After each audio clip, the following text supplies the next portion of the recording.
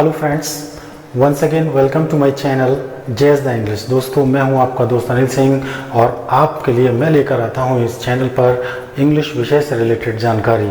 Friends, अभी तक हम डायरेक्ट और इनडायरेक्ट नरेशन के विषय में बात कर चुके हैं। डायरेक्ट नरेशन में जो रिपोर्टेड स्पीच वाला पार्ट होता है, यदि वो असर्टिव सेंटेंस में होता है तो उसे किस प्रकार चेंज करते हैं, यदि वह इंटेरोगेटिव फॉर्म में होता है तो उसको किस प्रकार चेंज है, ये हम डिस्कस कर चुके हैं।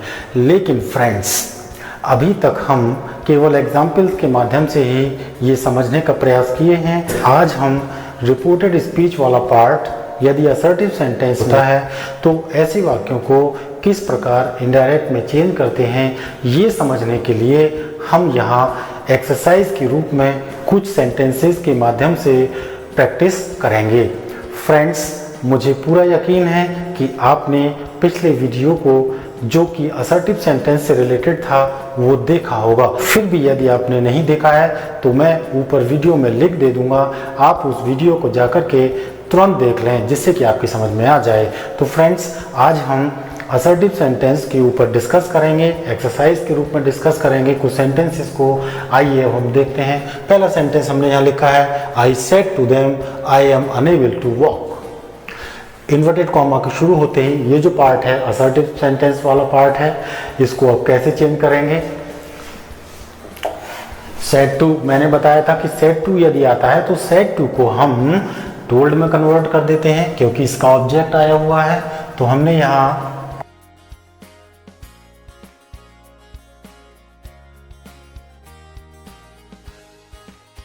ये रिपोर्टिंग वर्ब को हमने इनडायरेक्ट में कन्वर्ट कर दिया। अब आया नंबर किसका, इन्वर्टेड कॉमास और कॉमा का। इसके स्थान पर हम कंजंक्शन दैट का प्रयोग करते हैं, ये हम बता चुके हैं। तो हमने यहाँ ये दैट का प्रयोग किया।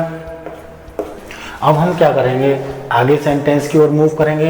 ये क्या है, ये यहाँ पर फर्स्ट पर्सन का प्रोनाउन, पर्सनल प्रोनाउन है।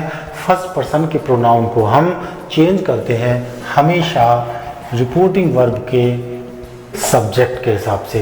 ये यहाँ फर्स्ट पर्सन का सब्जेक्ट है। मैंने बताया था कि रिपोर्टेड स्पीच वाले पार्ट में दिए गए पर्सनल प्रोनाउंस को इनडायरेक्ट में चेंज करने के लिए सबसे पहले हम उसका पर्सन पता करते हैं, उसके बाद उसका केस पता करते हैं। और दोनों तरफ, चाहे हम सब्जेक्ट से चेंज करें चाहे हम ऑब्जेक्ट से चेंज करें, दोनों तरफ पर्सन और केस जब दोनों मिल जाए तभी हम रिपोर्टेड स्पीच वाले पार्ट में प्रोनाउन को प्लेस करते हैं। यहाँ पे आई फर्स्ट पर्सन का प्रोनाउन है, केस कौन सा है, सब्जेक्टिव केस।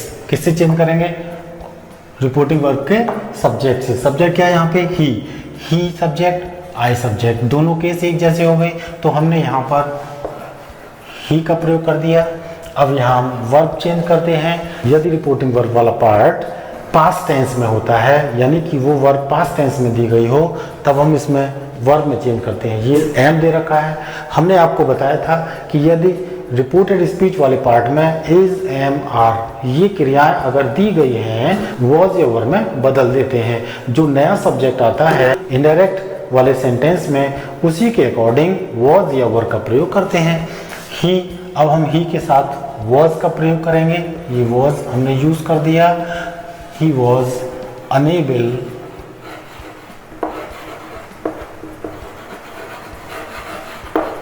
To walk. इस तरह से ये सेंटेंस हमने चेंज कर दिया। अब अगला सेंटेंस देखते हैं। Mohan said, comma, inverted comma start, Krishna, फिर comma, I shall never betray you. यहाँ पे क्या है दोस्तों, यहाँ इन्वर्टेड कॉमा के अंदर नाउन दे रखा है, ये वोकेटिव केस में है। वोकेटिव केस के ऊपर फ्रेंड्स मैंने एक पूरा वीडियो बनाया है। यदि आपने वो नहीं देखा है तो मैं उसका भी लिंक आपको ऊपर आई बटन में दे दूंगा। उस जाकर के आप उसको देखिए कि वोकेटिव केस के नाउन को किस तरह से हम में कन्वर्ट करते हैं। हमने बताया था कि यदि रिपोर्टेड स्पीच वाले पार्ट में कोई नाउन आ जाए वोकेटिव केस में तो क्या करते हैं, हम इसको ऑब्जेक्ट बना देते हैं। तो मोहन सेड टू कृष्णा हो जाएगा ये। अब मोहन सेड टू कृष्णा है तो इसको हम चेंज कर देंगे, मोहन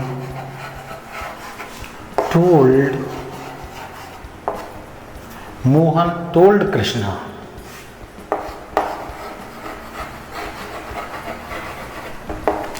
फिर इन्वर्टेड कॉमा को हटाया हमने, दैट लगा दिया। आई फर्स्ट पर्सन का प्रोनाउन है, सब्जेक्ट से चेंज होगा। यहाँ मोहन है, मोहन का सब्जेक्ट ही होता है, तो ये सब्जेक्ट हो गया, ये भी सब्जेक्ट हो गया, इसलिए अब हमने यहाँ पर ही का प्रयोग कर दिया। अब वर्ब आ रही है शैल। शैल जब आती है तो शुड में चेंज करते हैं, क्योंकि आई के साथ शैल आ रहा है, तो अब हम ही के साथ शुड का प्रयोग नहीं करेंगे, अब हम यहाँ ही के साथ वुड का प्रयोग करेंगे। He would betray you. अब हम यू पे आएंगे। यू सेकंड पर्सन का ऑब्जेक्टिव केस है, किससे चेंज होगा? कृष्णा से। कृष्णा का पहले हम सब्जेक्ट पता करेंगे, ही हो गया, ही का ऑब्जेक्ट हो गया हिम, तो अब हम यहाँ पर हिम लिख देंगे। इस तरह से हमने ये चेंज कर दिया। Mohan told Krishna that he would betray him. इस तरह से हमने ये चेंज कर दिया। अब हम अगले सेंटेंस की ओर बढ़ते हैं।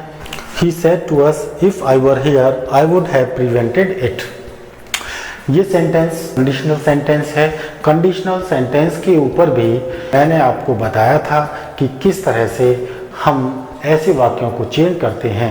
मैं उस वीडियो का लिंक डिस्क्रिप्शन बॉक्स में दे दूंगा, वहां से जाकर के आप उस वीडियो को अवश्य देखें, जिससे कि आप किसी भी पॉइंट से अनभिज्ञ ना रहें।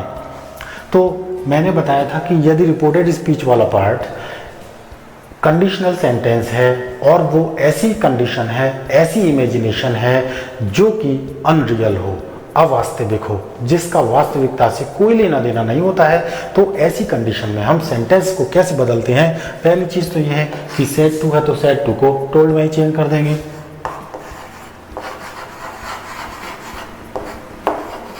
He told us, inverted comma को हटाया हमने, दैट लगाया। अब आगे का जो सेंटेंस है उसमें हम कोई चेंज नहीं करते हैं। ये कंडीशन है कि यदि रिपोर्टेड स्पीच वाला पार्ट कंडीशनल सेंटेंस है, इमेजिनेटिव कंडीशन है और अनरियल कंडीशन है, ये तीनों कंडीशन उसमें एक साथ होनी चाहिए, तभी हम इस पार्ट में कोई चेंज नहीं करते जब इसको इनडायरेक्ट में कन्वर्ट करते हैं। लेकिन पर्सनल प्रोनाउंस को हम अवश्य कन्वर्ट करेंगे। तो यहाँ अब हमने इफ का प्रयोग किया, आई को हमने चेंज किया, किससे? ही से, तो यहाँ पे हमने ही का प्रयोग कर दिया। अब हम वर्ब चेंज करेंगे नहीं। इफ ही वर, अब हियर को चेंज करेंगे, देयर होगा। If he were there comma, फिर आई है तो he would have, he would have prevented it।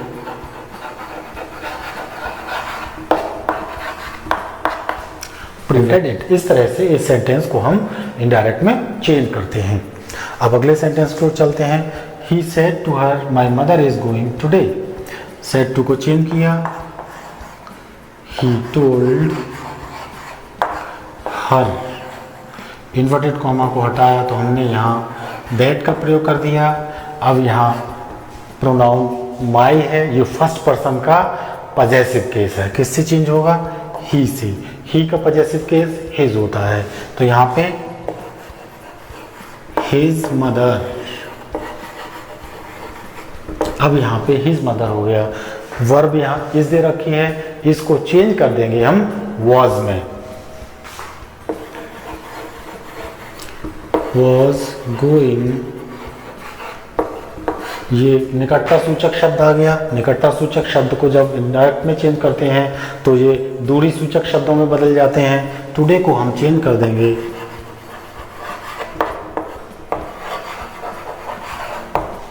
That day में। तो इस तरह से सेंटेंस चेंज हो गया। अगला सेंटेंस देखते हैं। हरी टोल्ड सीता, इन्वर्टेड कॉमा को चेंज किया, दैट यूज हो गया। माई फर्स्ट पर्सन का प्रोनाउन है, हरी से चेंज होगा। पहले हरी का हमने सब्जेक्ट पता किया, सब्जेक्ट पता किया। ही का पजेसिव केस अब क्या हो जाएगा? हिज। अब हमने यहाँ पे हिज लगाया। फिर फादर, विल को हम वुड में चेंज कर दें, क्योंकि यहाँ फादर है, यहाँ भी फादर है, इसलिए वुड हो जाएगा। नॉट। अब क्योंकि यहाँ पे कम हेयर आ रहा है एक साथ, मैंने बताया था कि यदि कम हेयर एक साथ आएगा तो उसको गो देयर में चेंज कर मान लेंगे। तो जब यहाँ गो देयर हो जाएगा, जैसे मान लो हमने यहाँ पे गो देयर कर दिया, हमने यहाँ गो देयर लिख दिया, तो यहाँ पे क्योंकि विल को हमने वुड में चेंज कर दिया, ये पास्ट फॉर्म हो गई, तो अब यहाँ की जो वर्ब है इसमें कोई चेंज नहीं करेंगे। वुड नॉट गो देयर इसी तरह से रहेगा। अब आगे टुमारो आ रहा है, टुमारो को हम द नेक्स्ट डे में चेंज कर देते हैं।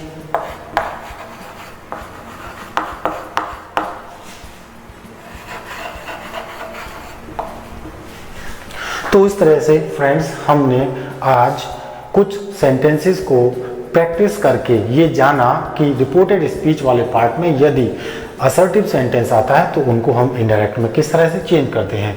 इन सेंटेंसेस में फ्रेंड्स कुछ ऐसे भी सेंटेंस हैं जिनका शायद आपने वीडियो न देखा हो। यदि आपने नहीं देखा है तो आप उस वीडियो को जरूर देखें, जिससे कि आपकी कोई भी जानकारी अधूरी ना रहे। तो friends, once again thank you very much for giving me your precious time.